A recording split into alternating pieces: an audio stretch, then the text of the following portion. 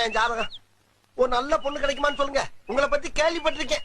கல்யாணம் ஆகாதவங்களாம் உனக்கு கொண்டாந்து ஜாதகத்தை கொடுத்தா டப்பு டப்பு டப்பு டப்புன்னு கல்யாணம் ஆயிடுறாம்ல. பேரு கல்யாண சுந்தரம். ஆமாங்க. அப்பா பேரு ஆறுமுகம். ஆமா. அம்மா பேரு முனியம்மா. கரெக்டா சொன்னீங்க. அக்கா ஒருத்தர் இருக்காங்க. ஆமா. வயசு 47. கரெக்டா சொன்னீங்க. பேரு காயத்ரி.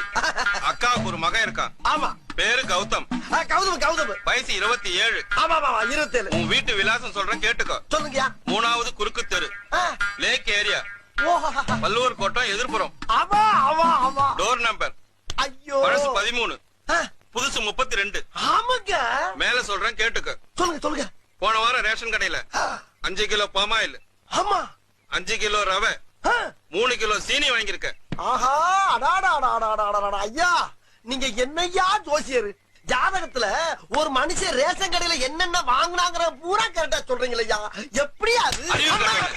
ரேஷன் கார்டை கொடுத்தா வேற என்னத்தடா சொல்ற?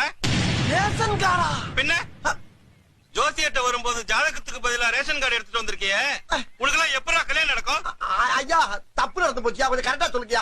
உனக்கு மட்டும் இல்லடா, உன் மூஞ்ச பார்த்து சொல்றேன், உன் ஏரியால இருக்க எவனுக்குமே கல்யாணம் நடக்காது.